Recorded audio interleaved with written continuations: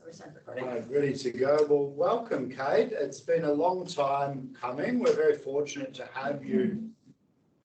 Drops every time. Very fortunate to have you here visiting the Griffith Institute for Tourism. We're very excited to hear your presentation today titled The Sun, Moon and You, How Australia Can Benefit from the Exponential Growth of Eclipse Tourism and Opportunities for Involvement. We understand you've got a lot of content you want to get through today, which is fantastic, and we're really looking forward to an opportunity to take all that in. But just for everybody who's here today, Kate was trained as a clinical psychologist, as I understand it, and has spent a little bit of time working towards becoming an eclipse chaser. Is that right? You travel around the world chasing different eclipses, and you're the founder of an organisation titled beingintheshadow.com, which does a lot of work globally, planning for these eclipses and events and assisting communities to benefit from those types of things. So look,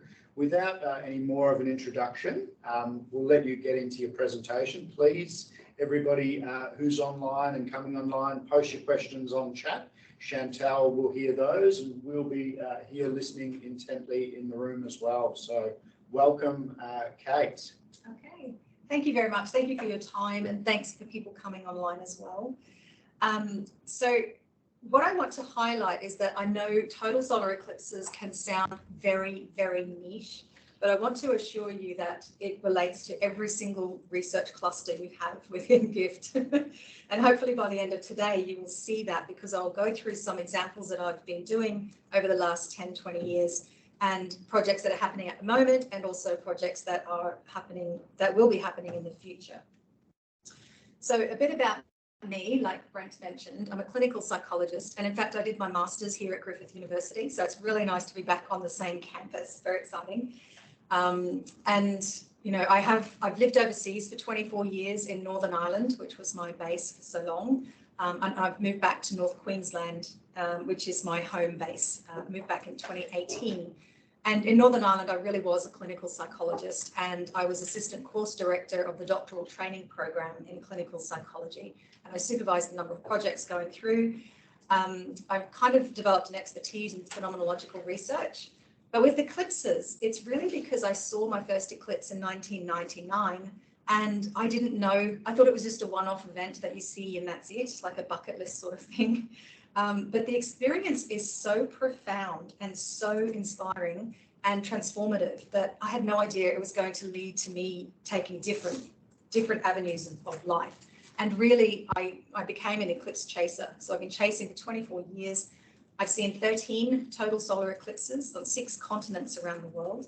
I lead eclipse tours. I go to communities beforehand, help them prepare, and I still do research. I wear so many hats, but I'm known for 2 specific areas. So I'm pretty much the authority on the experience of totality. So before every total solar eclipse, the media always want to know, what is it like? Why is it such a big deal? And I can do a whole lecture on that, and I think there needs to be, but we're going to bypass that for today. And community eclipse planning. So I've identified that, I've been working in that field for about 10 years now.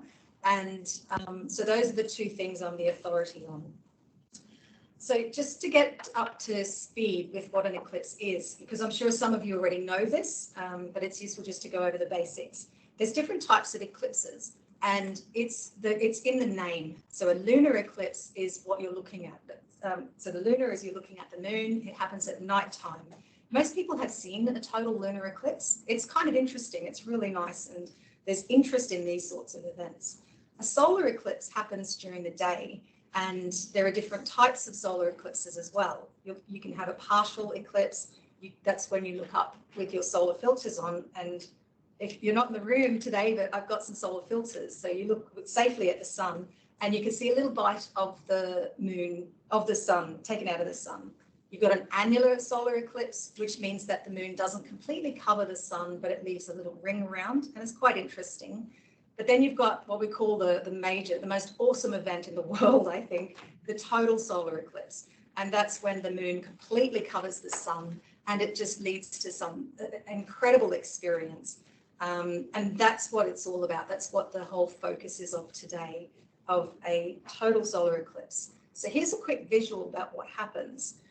So that it's the sun, moon, and the earth being in alignment at a particular point of time.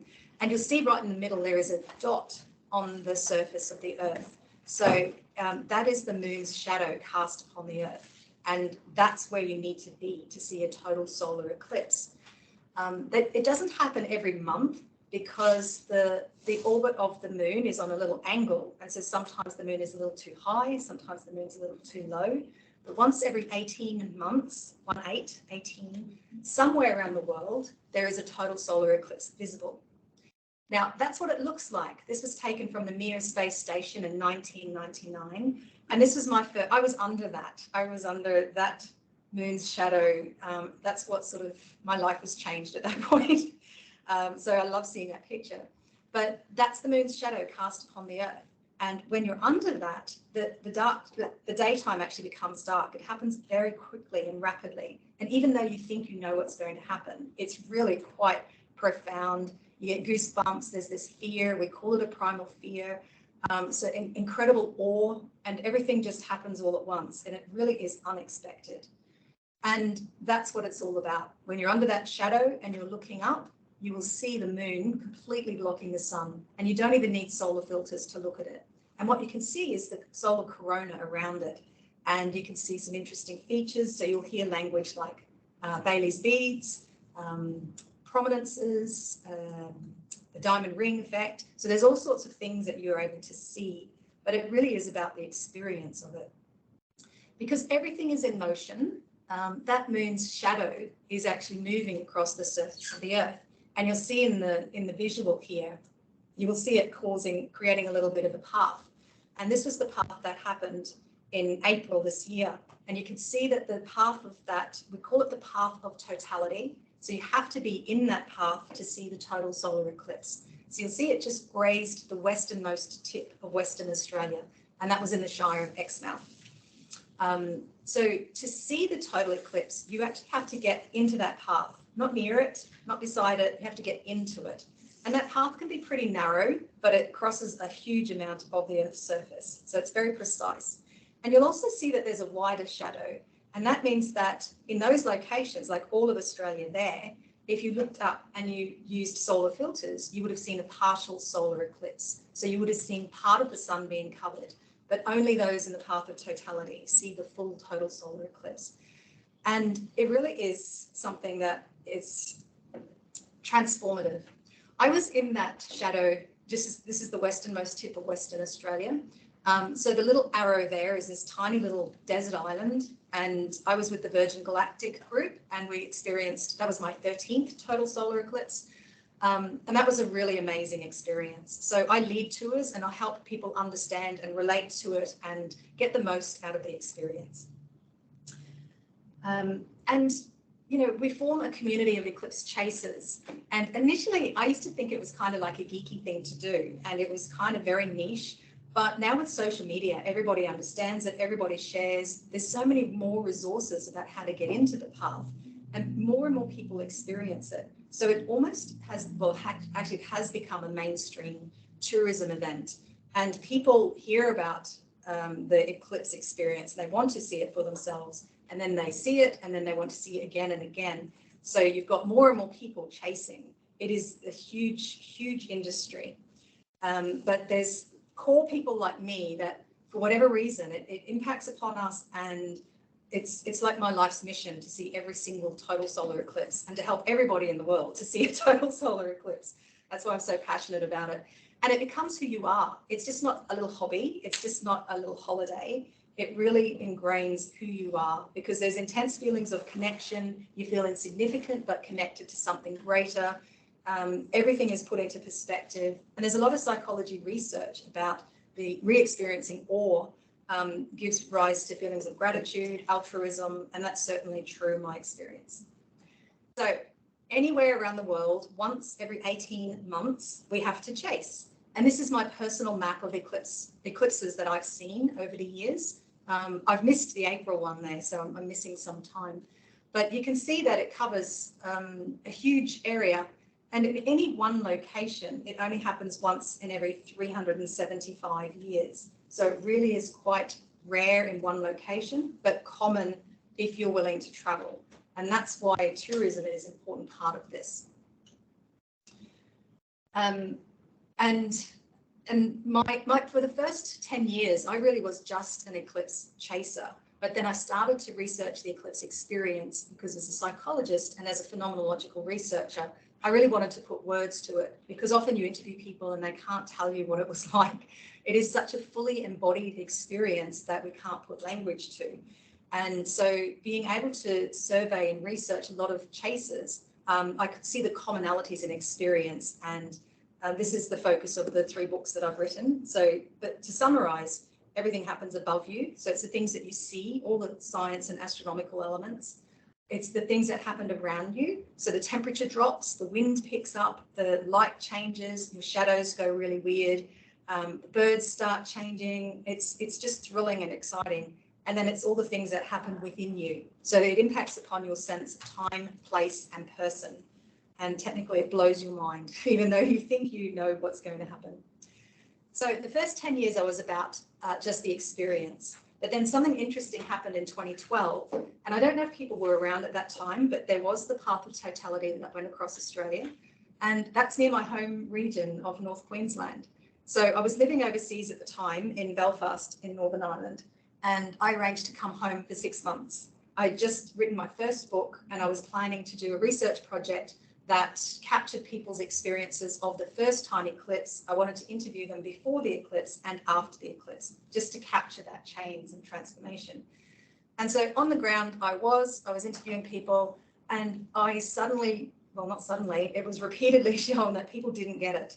Anyone on the ground didn't understand how big a deal it was, how important it was, how rare it was, how it's a nature event. It's something that actually we all need to see, as it's human experience that connects us. And so I was quite concerned about this, and I thought, something needs to be done, because that was the first time I started looking at the planning process, because what was happening was that it was being treated like a single event, and no one had seen an eclipse that was involved in the planning process. There were people outside guiding, but they weren't part of that process. So a lot of the key elements weren't being conveyed, and there was just so many things missing. And so I thought, right, I have to step up here. So I did a lot of, the media beforehand, radio interviews. I took part in the planning processes as best I could. The eclipse was amazing. And then afterwards, I interviewed everyone involved in planning, because I wanted to capture some hindsight lessons, but also then see how we could improve planning processes for the future. So this is something I did off my own bat. I do this research independently, but it allowed me to put some sort of framework together about how I would approach planning an eclipse for a community. And, the eclipse is going to happen. Celestial mechanics happens without any intervention at all. So the moon and the sun and wherever you are on Earth will happen regardless, but you have to prepare and plan for the impact. And you can make the best of the impact. You can let it just happen and people will find that amazing, but you can actually make sure that the opportunity is not missed and there's some things that happen for the long term. And an interesting thing happened then in the 2015 eclipse.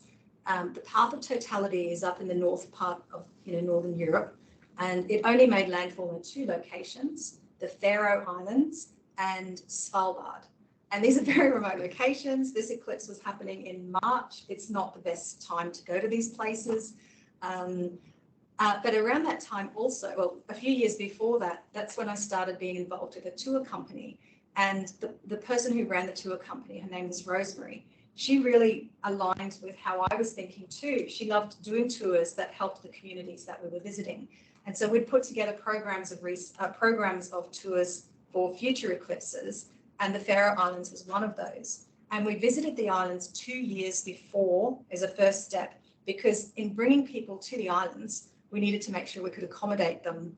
The Faroe Islands has had 800 hotel beds, and our plane was going to have 140 people, plus there were going to be so many more people coming. So we hit the ground and we actually tried to get local involvement, people looking at sharing their houses and hosting our people who were coming.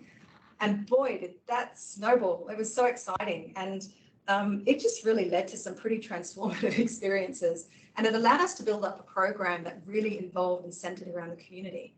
We visited 1 year again before the eclipse. And again, the buzz right from stepping off the plane, there were like so many things happening. And I did all I could while I was there to engage people. And I showed tourism leaders all about the eclipse so that they could pass this message on to other people. Did lots of presentations all around, and they were really coming together as a community, which was really exciting. And then 6 weeks before the eclipse, I actually connected very strongly with Visit Faroe Islands, and they brought me over to be their eclipse consultant leading into it. And I mean, it was such a privilege to work with that team. They've gone on to be very award-winning, very innovative in terms of sustainable tourism. I highly recommend having a look at what they're doing. But it was me learning from them learning from me, and it was an incredible eclipse. And I was able to have a major event that was on the north side of the island in a community of about 600 people, and we combined that with our tour group of 140 people, and we really made it a showcase of what the Faroese culture was all about. And the BBC Stargazing Live program liked what we were doing, so they used our event to base their live broadcast. So it actually had a pretty significant impact. Again, I could talk about that forever, but I have to kind of move on. But from that, after that, I then thought, well, this is the ultimate on how you prepare a community for the eclipse to have a long-term impact. And so I put together a white paper on community eclipse planning. So it was evidence-based, and it was based on the 2012 experiences in Australia and the 2015 experiences in the Faroe Island. And I put that together because in 2017, there was an eclipse going across the US. They called it the Great American Eclipse. You know what the Americans are like. And but it was the first that was going from coast to coast in over 100 years, and the first in 39 years that they had a total solar eclipse visible from the US. They were really behind in planning, and nobody really had any guidance about how to do this at all. So I distributed my white paper freely across the whole path, across the country. I started to become involved in national planning for that, linking, and it was just really interesting, me being a psychologist, and this is my area of interest, but, sitting at the table with the NASA people, the National Science Foundation, the American Astronomical Society. It was pretty humbling, but also it allowed you to really take a wider perspective on everything. There's so many stories about this eclipse that I can share, and hindsight lessons that we learned from. I helped about 30 communities prepare for their eclipse. I visited a number of them. I did lots of outreach and media associated with all of that. After that eclipse, I also then did some hindsight interviews. And of course, I was able to do those lessons while the eclipse was being planned and afterwards too. So the next white paper I produced is actually pretty robust, I think, and it shows you how to prepare for an eclipse. You have to tailor it to your community, but that's the guidance that's available for people wanting to take a community approach to eclipse planning. And at the moment in the US, so we're focused on the US because in the next couple of months, there's 2 solar eclipses happening within a very short period of time. In October, there's the annular eclipse. And remember I said that's when you look up, you see a little ring. They're not as massive tourist events as the total eclipses, but the big one is the total eclipse in April next year in 2024. Now, in the 2017 eclipse had 1,000 communities preparing. This 2024 eclipse goes over massive population areas. So many more people are going to see it. There are 3,000 communities preparing for this eclipse. It also goes over Mexico and also Canada as well. It's a big undertaking. And so that's why it's, we've been working for the last 6 years on preparations for this. And we're taking an overall national approach because a lot of the lessons learned from 2017, we're applying it to these 2 eclipses. So there's a lot going on in the US. Now, this is why it's really interesting for us in Australia, because after the US eclipses, there's 2 more eclipses that happen just in different locations visible from Europe.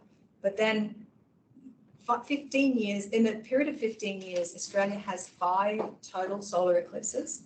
And that first one that you can see that just hits the westernmost tip of Western Australia, that was teeny tiny in comparison to what's coming. That was a low key event. It was coming off the back of COVID, so it sort of went under the radar.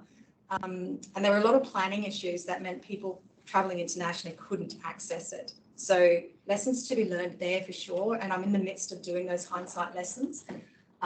But these other events, these other eclipses are going to be huge. And you can see that they cover pretty much every state, sorry, Tasmania. And also that they cover, you know, there are opportunities to have national planning approach, just like we've been doing in the US for many years. And the Institute of Tourism, I think, is the ultimate place to actually be the home for this. So I wanted to link it in with the research clusters that you have here, because you might be sitting there thinking, well, what does this have to do with me, right? So it has a lot to do with events and sport management.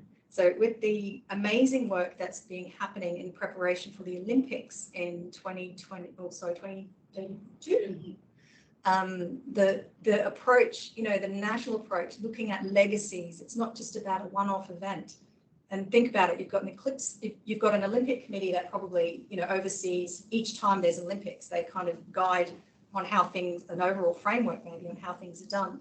But then the communities have to do other things too. It's a lot of coordination, but it strikes me that it's very similar to what happens in terms of these eclipses. Eclipses are huge, are really, really big. They're bigger than the Super Bowl, they're bigger than the Olympics, they're massive. And so, you know, with the two eclipses, this is a good example of how we're already doing this. And in the US, I'm part of the American Astronomical Society Solar Eclipse Task Force. So we meet every month, every 6 months, we do a workshop in the US somewhere, or during COVID on Zoom. Just inviting all the communities in the path to come, and then we bring everyone together. So we have workshops with, you know, the likes of NASA, the science foundations, all the research institutes, all the citizen science projects that are happening. And there's such a goodwill feeling. Everybody is coming together, sharing, being very transparent and helping each other with their resources. So I think that's something from a national level that we can learn from what you're doing with the with that research institute there. Because, you know, we shouldn't just approach each individual eclipse as a one-off. I think there is something to be said about doing it nationally, especially if you look at these remote and regional areas and you think about what that can do for tourism. So the other research cluster is resilience and sustainable tourism regions and businesses. Sorry, that doesn't make sense. But that's why I'm excited that Brent's sitting just behind me and I'm not looking at him, because I just want to, there's so many overlaps here. And this is what I'm really passionate about. And just to give you a couple of examples of what I've been doing in the past. So the eclipse that just happened in April went over Exmouth. And it was a really good opportunity, if Exmouth was able to embrace it years in advance, to actually look at their tourism models, because there are some issues involved in Exmouth, over tourism and the impact on that very, you know, this conservation areas. They need to actually come up with a different way. And early on, I was having these conversations and they were really motivated to use the eclipse opportunity to highlight some of these issues and concerns. Started working with the businesses there as well. But from a government perspective, when eclipses happen at a remote level, you really have to, it takes a lot more resources than what a small community can do. So they needed state government support. And in part of that processing, what then happened was that state government really took over the agenda of it, and it became a single event. It became risk focused, and the opportunity for the community to have their message shown through was kind of lost in that process. And I'm still doing the hindsight interviews at the moment, but from an eclipse planning perspective, it all went smoothly and brilliantly, and it was just really well coordinated. But from the community perspective, they had lower tourism numbers than what they normally have. They had hotel rooms that were still available. They had companies that tour operators had to pull out because they couldn't bring the tourists to that place. The whole school holiday period was actually impacted. Many businesses actually lost out because of this. And that's kind of concerning. And I think it pushes the agenda that we actually do have to make sure that this doesn't happen in all these remote regional areas. a contrast to this is the nearby Shire of Ashburton. So it wasn't in the path of totality, but they were next to the path of totality. And earlier on, they reached out to me and said, look, how do we make the most of this opportunity? They could see it. And the pressure's off when you're not in the path of totality, because you can actually then just benefit from the knock-on effects. So I was brought in and I was able to do their Eclipse strategy. And I always look at partnering on the ground. Who's doing important stuff on the ground? How can we bolster them? How can we help them to be able to sustain not just things for the eclipse, but further on? So I partnered with someone, Astrotourism WA, and we really got things going there. And I did a lot of all the resources that they may need. But the interesting thing is that their agenda, what the strategy wasn't to compete with the eclipse of 2023, but they're coincidentally in the path of totality for 2038. And so in actual fact, they've started their planning years in advance, 15 years in advance, unheard of. But because I do what I do and I have such a global impact in terms of planning, Ashburton, Shire of Ashburton is on the map for many people. Like, just think of the PR value of that for the next 15 years until they lead up to this. Very clever. And the Faroe Islands. I will talk about the Faroe Islands forever because I think this is how it should be done. But I encourage you, you're probably aware of it anyway, but just to have a look at what they're doing and, you know, using the local culture. You know, you can go to the islands and go into people's homes and hear them singing and take part in knitting circles and really doing tourism in a different way. They've had some amazing campaigns like Sheep View, like the Google Maps didn't go to the Faroes, so they actually put these cameras on the sheep and then put them all around the islands. They closed the islands to tourism and they only open it to volunteers who want to work there to help build sustainable things that protect the environment, and that's an amazing campaign. So it just shows that by doing things in a different way, you can really make some long-term changes. So with the eclipse, what's happening in the US at the moment, these two eclipses are happening, and you can see that there's a little section that overlaps, and it's in Texas. Now, this is a close-up of Texas. And so I'm already helping a number of communities across the path. So I do like one-off consults with them because I can't help 3,000 communities. We do what we can. So the ones that reach out, I do one-off consults, but sometimes people reach out and they have a different need.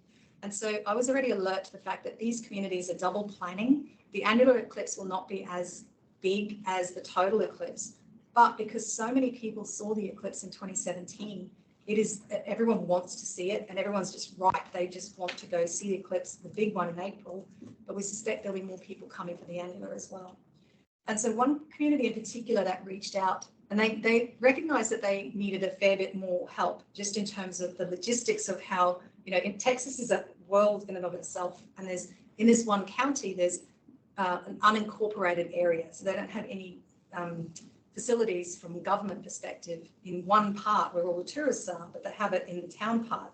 And so it's a little bit disjointed.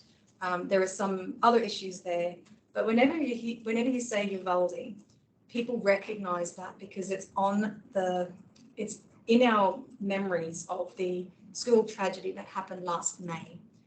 So this is where a gunman went in and 19 children and 2 teachers were killed.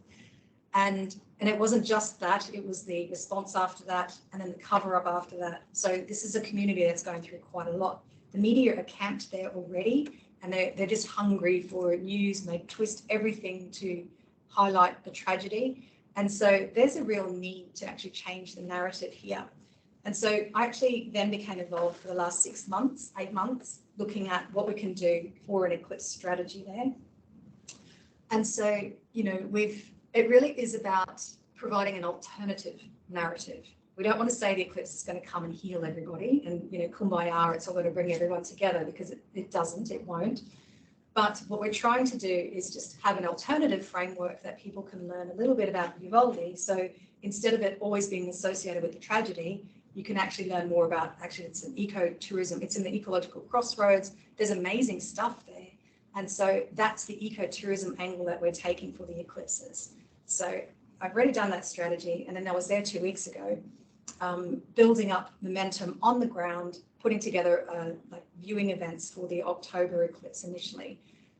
It's going to be very big in Texas, and so there's lots to do, but my intention is to write this up as a case study because I think there are so many lessons that can be learned on if we do these things sensitively and take control of the media narrative, then actually this community will be able to hopefully challenge that view of always being associated with the tragedy.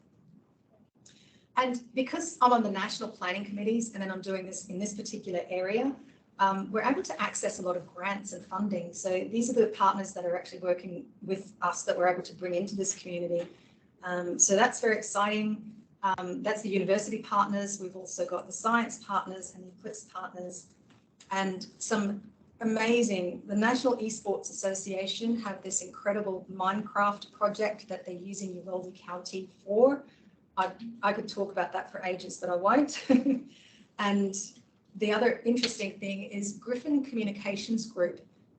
They're a major, the world's leading space communications and PR agency. They are pro bono, helping people communicate about the eclipse, the higher level messaging, rather than just the science bits of it. They really want to actually showcase the long-term, the psychological impacts and how it can actually bring people together.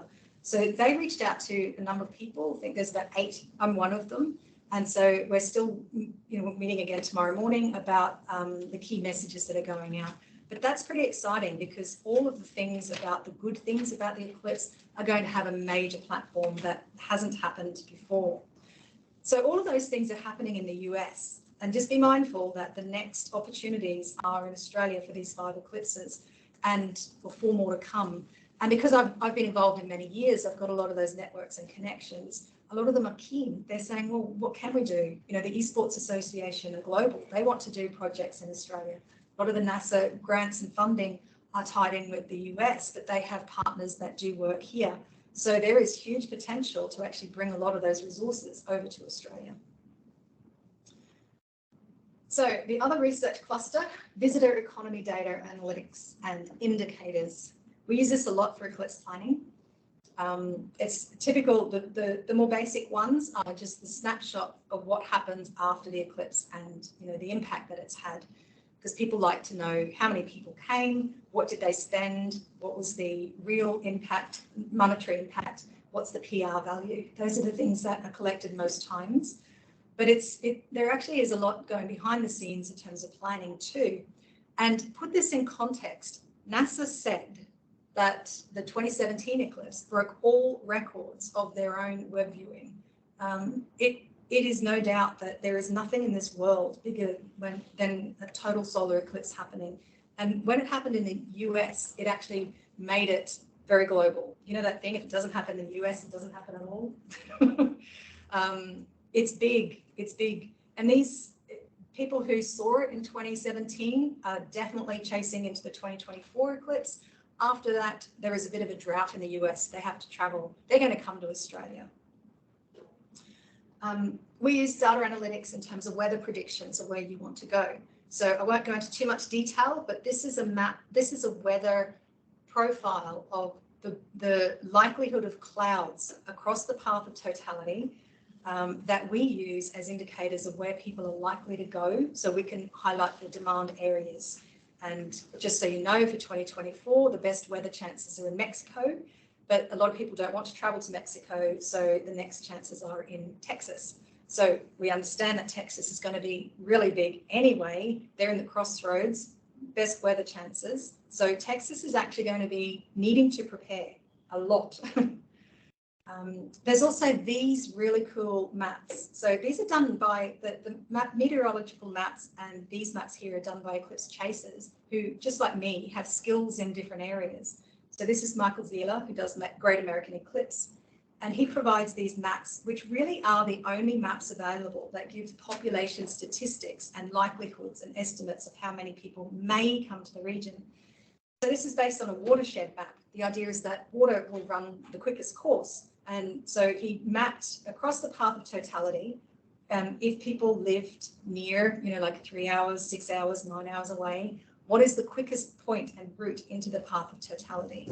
And then it gives these estimates. And then across the bottom, you'll see there's an estimate for each state. And so we know that the estimates for visitation in Texas, because the population there anyway, I think it's about 15 million live within the path, but many more are expected to come on in.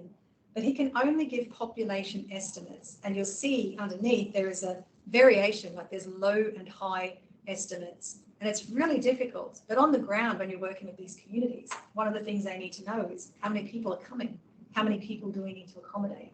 And so there's all that demand capacity and demand management and capacity exploration that you need to look at. And having some numbers is useful. But these are kind of like, there's a recognition that for 2024, for what's happening in Texas, people aren't likely to just drive a straight line.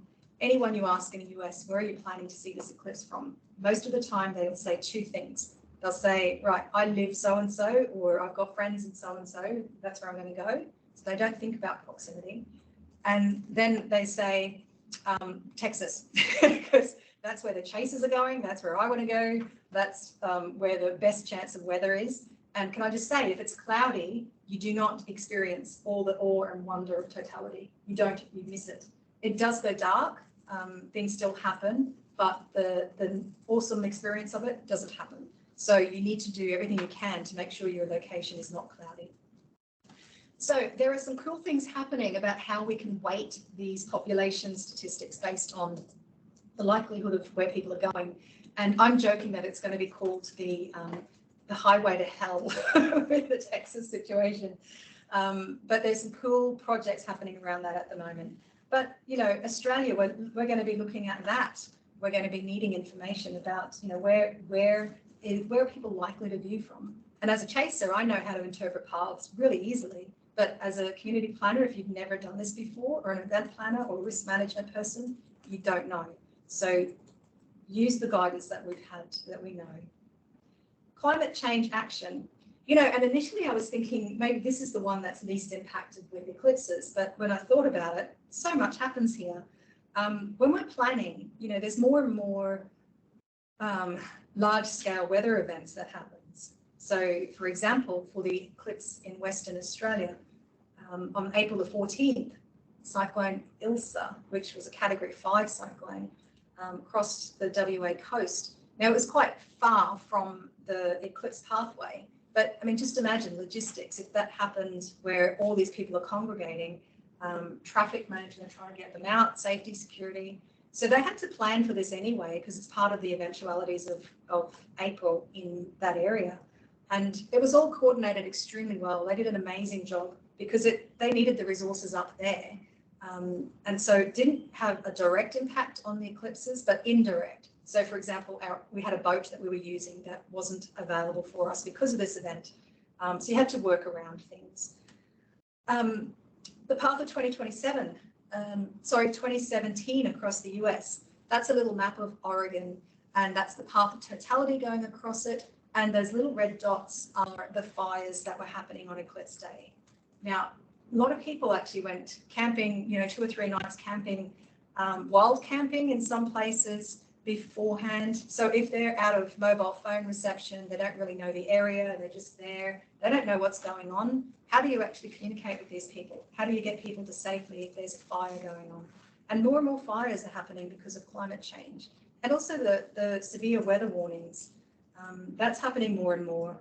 I just left Texas and it was just getting worse and worse.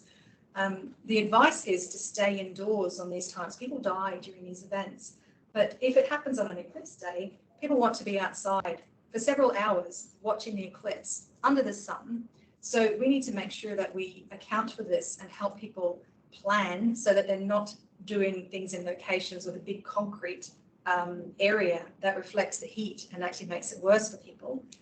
You have to set up cooling stations, extra first aid points. You've got, you know, all the shade shelters, ice facilities. You've got to actually plan more and more for those things. And of course, this is the thing that terrifies me the most, tornadoes. So this is the path of totality for 2028, and it's been mapped that these are the likely areas that potentially could have a tornado. And to me, I think that's worse, because cyclones, you have days leading into it. A tornado, you have half an hour. I mean, it's really difficult to look at how do you plan a large-scale event when this is happening. So I'm on the edge. My Uvalde is quite down, but you know, I find that hard to plan. It's not in my area to plan. I have every respect for those who do plan in that scenario.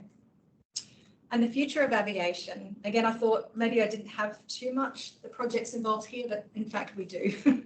Sometimes the path of totality happens. So, well, actually not sometimes, all of the time. Normal, regular air routes just cross it, they intercept it. And when that happens, chasers are aware of it years in advance. They book online. And then they share the love and excitement, and then you get the whole plane involved. Or sometimes they've actually been able to reroute and get the pilots involved. And some of those things have made national press because they make really cool stories. Other times the path of totality is not easily accessible by land. The only option is by plane. So we do have tour companies that arrange these eclipse flights that get into the path. And so there's a lot of technical detail involved in that, but they tend to be the more extreme chasers. They sell out in advance. And even during COVID, we tried, there's a travel company here that reached out because my tours that I was leading, I couldn't get to, they were cancelled. So we tried to do something to intersect the path across Antarctica. It wasn't possible because of quarantine things. And of course, space flights. Now there's all the suborbital flights, and you know, in 2 days' time, Virgin Galactic is going up again. So these are things that are related to it. With space flights, they talk about the overview effect. That idea that when you look down on Earth, that perspective that you have changes. Astronauts say that their lives are changed after coming back. There is something similar with the eclipse experience, the total eclipse experience. That's why it's really exciting to work with the Virgin Galactic team, because these are the people who are going up in space, and they'll be uniquely able to compare the experience. And your specialist areas of research. When I was talking with Sarah on maybe at the beginning of the year, she was, the biosensory lab that's there. I was excited about that because in New Zealand, just in December, I did a presentation at the Adventure Tourism Research Association. And there was one researcher there who actually is doing this in terms of adventure, but that capturing that sense of flow when you're connected with nature. And I thought this was really fascinating. So we've been connecting, and potentially there is overlap there to do something for the 2024 eclipse. The First Nations research cluster. So there is scope for a lot of the initiatives that were done in WA. So there is a big movement to try and encourage Aboriginal astronomy options for tourism in remote areas. And so I was working on the ground with Carol, who does this day in, day out. And so there's really good models that can be used for that. And that little diagram underneath is the American team. It's a NASA-funded PUNCH team. And what they're doing is, as well as solar research, they're looking at cultural elements. And so they're embedded in New Mexico, and they're capturing people's stories and experiences and beliefs about the sun, how they interpret things. So there's projects already involved in that, and they've already expressed interest to me that they would be looking at different projects in Australia. Accessibility and tourism. So there's lots going on here in Eclipses too. We actually have these little devices that can be made that change the light. With changing of light, it actually changes the tone and the beeping. I don't have the language, it's beyond me. I think it relates to sonar, but it allows you to experience the eclipse even though you cannot see anything. And so there are makerspace camps set up that make these devices, that give them out freely, so we can actually encourage all communities preparing, and also big events, to be able to provide opportunities for those with impairments to experience the eclipse too. I think there is a gap. No one really is doing space tourism research, so I think that's potentially a gap here. And of course, I've got my own fascination about the transformation that people have when they experience a total solar eclipse. And over time, because after every eclipse, I do lots of interviews with people, and I'm finding more and more, it's not so much about the individual transformations, about what happens there, it's about collective. Everyone's having these individual transformations, but in a very connected way. And so there's similarities with the religious, what do you call them, pilgrimages So there's overlaps there, but it's then using, how can we use the eclipse experience for the greater good? And that's tapping into some of the work that I'll be doing with Griffin Communications in terms of what messaging we want to put out there. So that's something that I'm really fascinated with.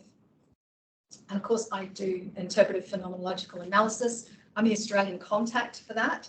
And I haven't really found an academic base for that yet. But, you know, I still occasionally would do the occasional person who's, you know, at different universities in Australia, because not many academics are trained, skilled, or aware of this approach. So I tend to just be involved just as a co-supervisor on that.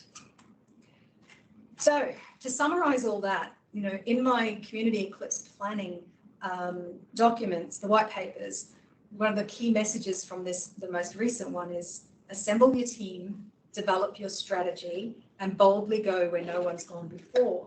And I like that. And that's a really, you know, aim high. If this is an opportunity, it only happens once in every 375 years in your region.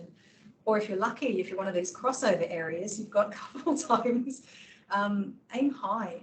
And if you prepare earlier, instead of throwing all this money at the last minute when you realize how big it's going to be, if you actually take a sustained approach to planning, part of a national framework and then also individual communities, you can make a big difference, especially to regional and remote areas. So hopefully I've been able to overall touch base with how, you know, many people of you here might want to be involved in future because of these eclipses. So I will hand it over to you for questions and comments. Thank you very much for your presentation today, Kate. It's amazing just to see the opportunities for Celestial Eco